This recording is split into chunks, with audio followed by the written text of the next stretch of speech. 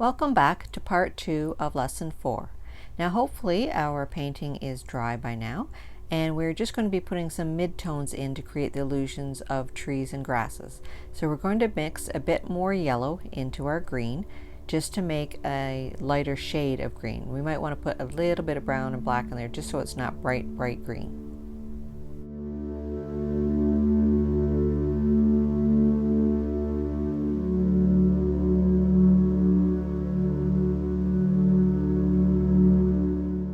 So now we're going to use the pouncing technique just to go over where we laid the dark green, just to make more shapes of trees and bushes. But again, you don't want to cover up all of the dark green because you want to have the contrast between the shadows and the highlights.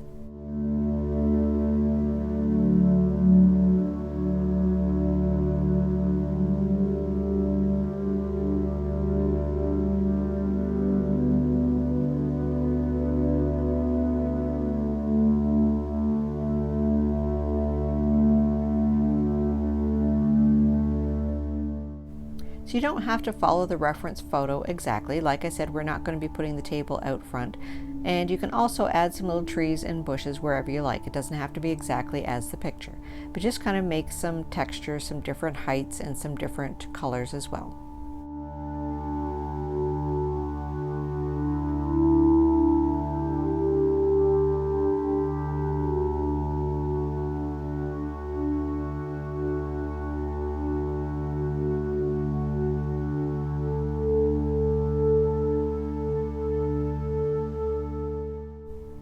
So now we're going to define the roof a little bit more. We're going to take some black and then some white, and we're going to just look at our reference photo and see where the dark and light areas are and just kind of touch it up a little bit.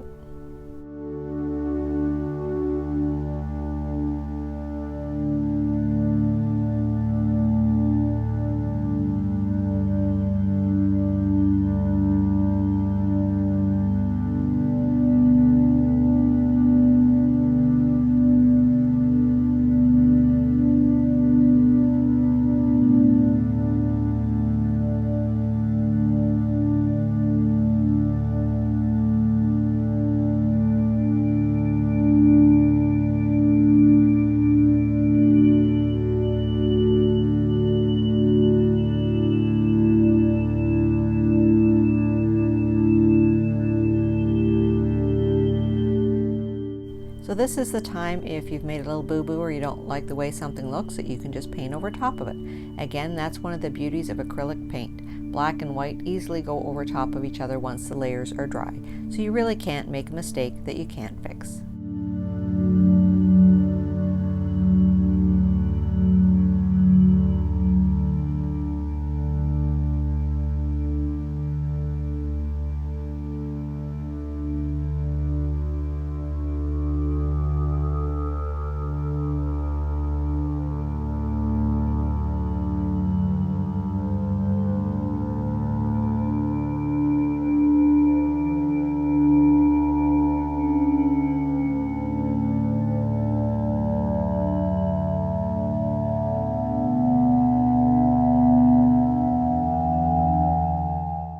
So don't forget to take a look at the reference photo just to see where the shadows would be on the underhang of the roof and where the roof meets the cabin. There would be a bit of a shadow cast there.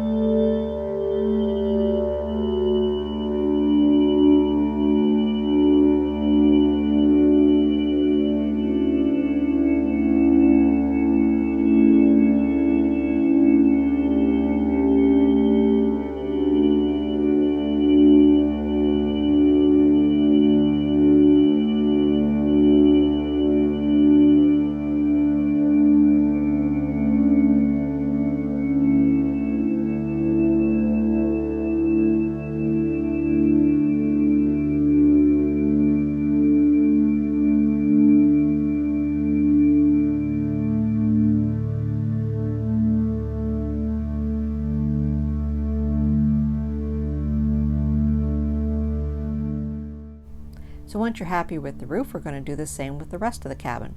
We're going to take a bit of brown and black together and a little tiny bit of white just to get some darker shades into the wood grain. And again, remember that the wood slats are going in different directions, and look at your reference photo and just put in some darker and lighter areas with your dampened Q-tip.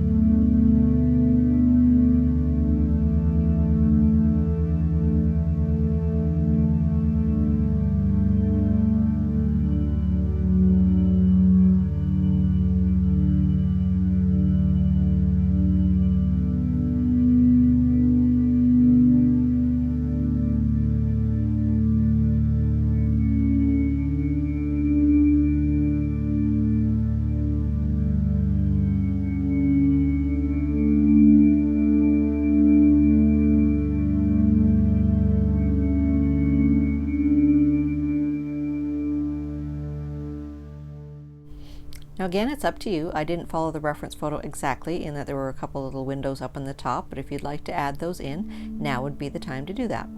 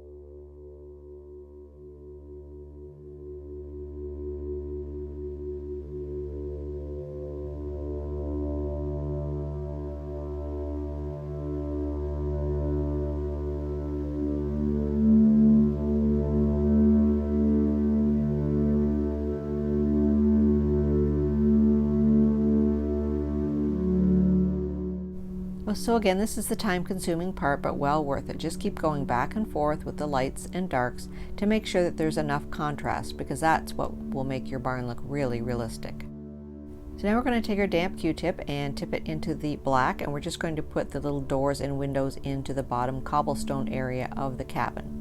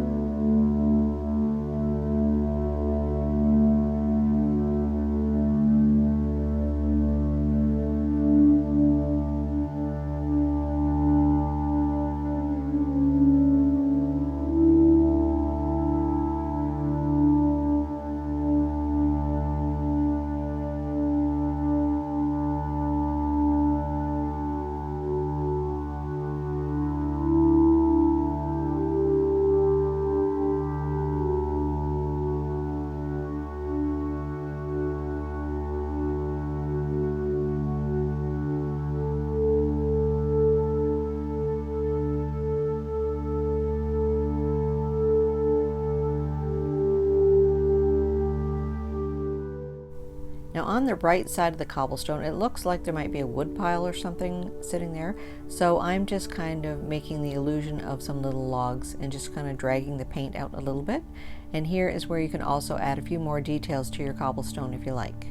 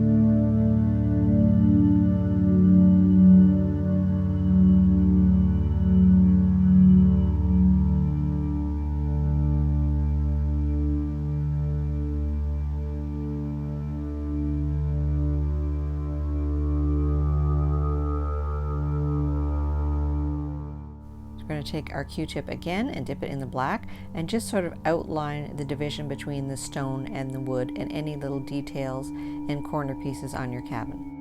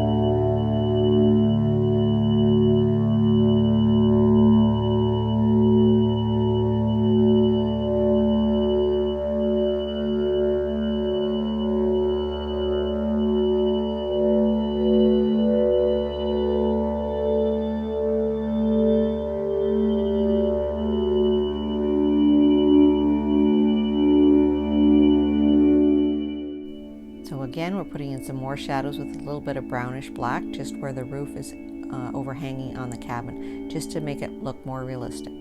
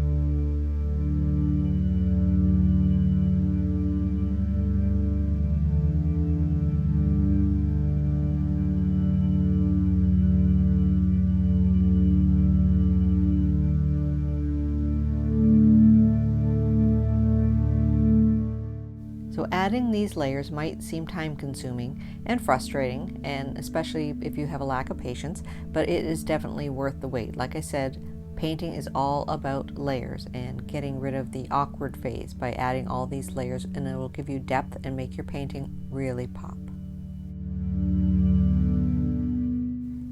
So I'm going to mix a bit more green here just to cover up a little boo-boo that I had near the edge of the cabin, just to add some more bushes.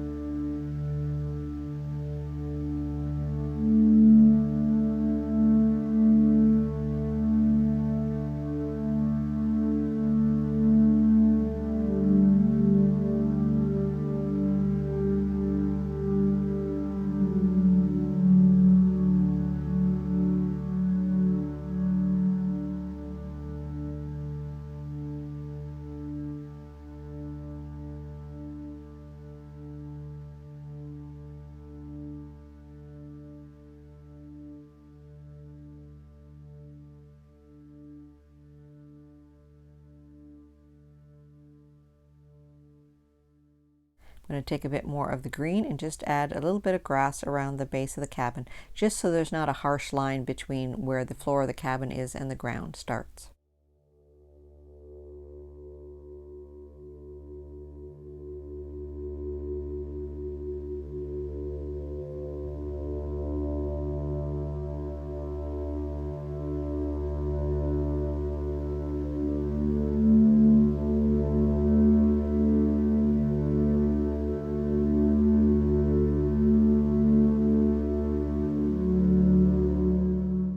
Now we're going to take a Q-tip and some black paint, and we're just going to put some little details in and frame in the doors and windows.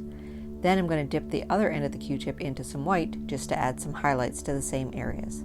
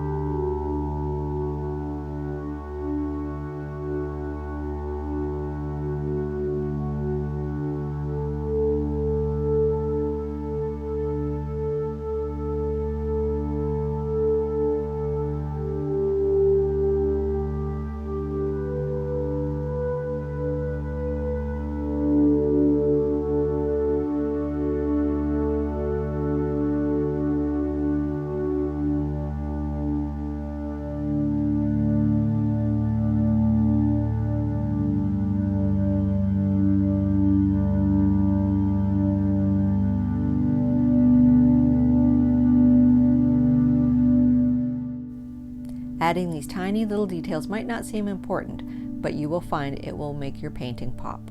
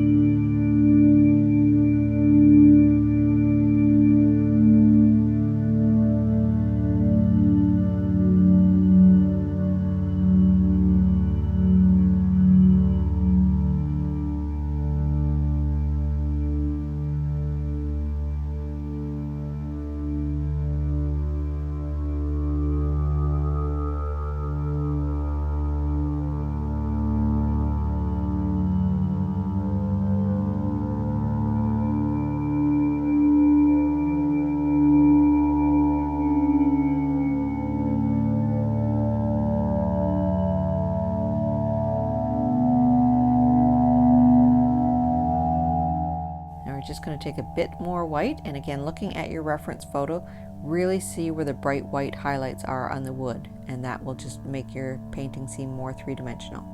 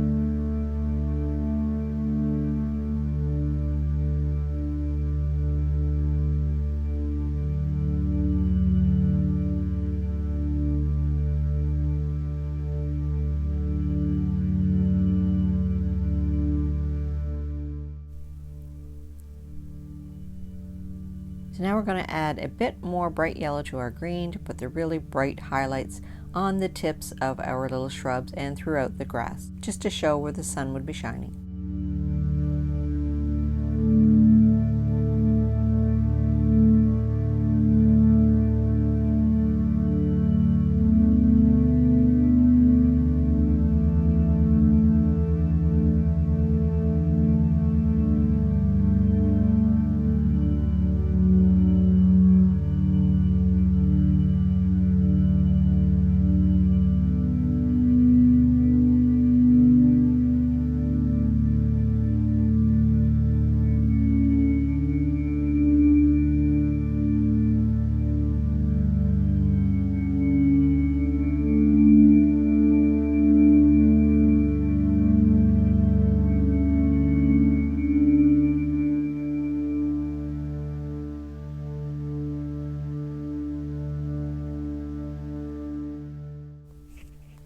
So as you see, having this contrast between the shadows and the highlights is really bringing your painting to life.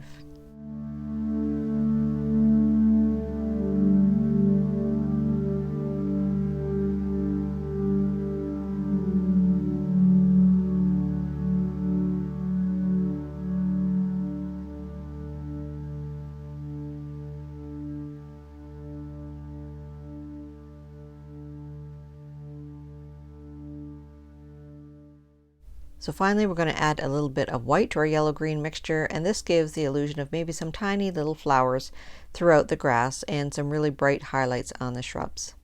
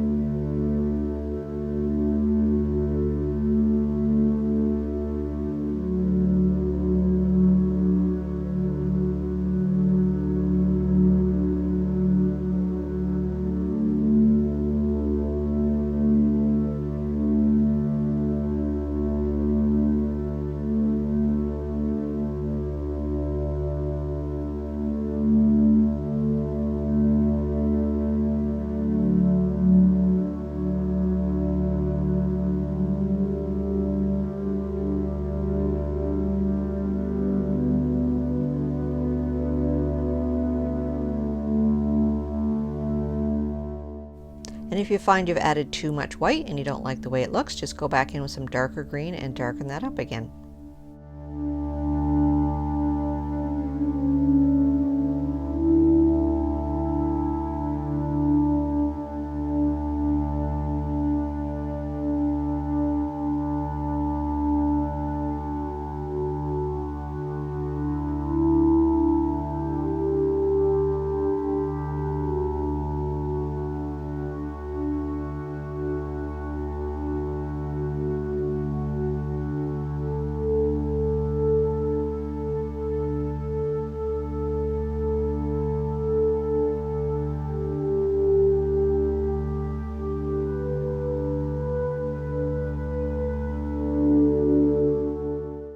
So in the final stretch here, we're just going to add a few little boulders and rocks just to kind of give our landscape a bit of interest. So we're going to take our Q-tip and we're going to just dip it in some black paint, and wherever you would like, put some boulders and rocks.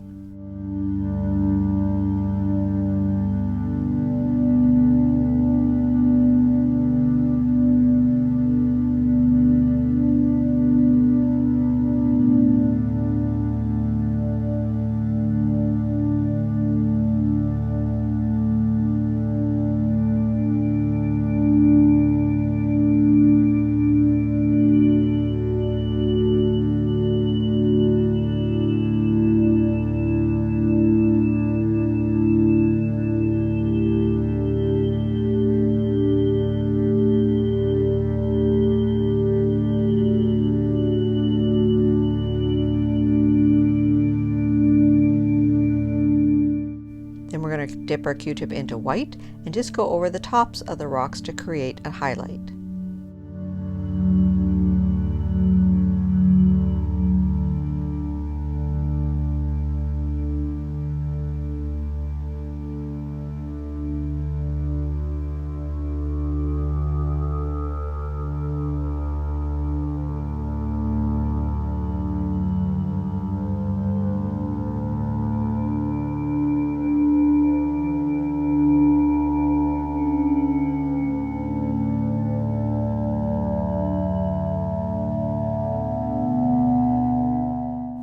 To make the rock seem even more three-dimensional, take a bit of black and just go underneath each rock with a bit of black to create a shadow. Keep going back and forth with the black and white until you're happy with the way the rocks look.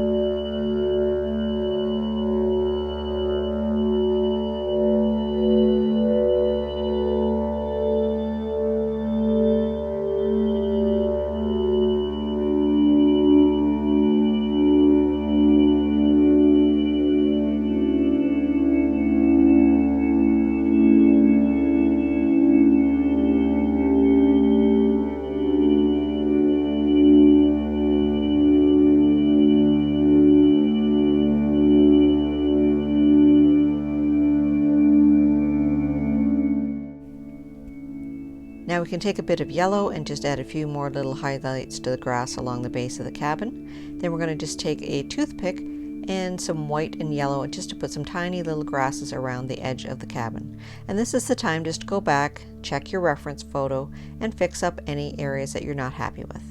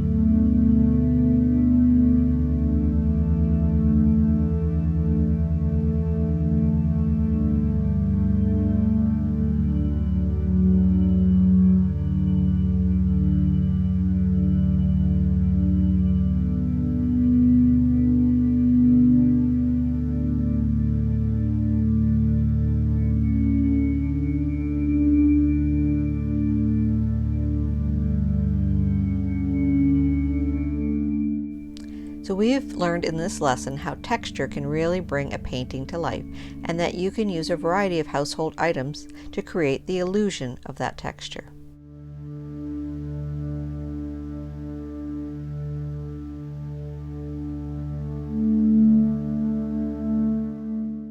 And finally, the moment of truth, the big reveal.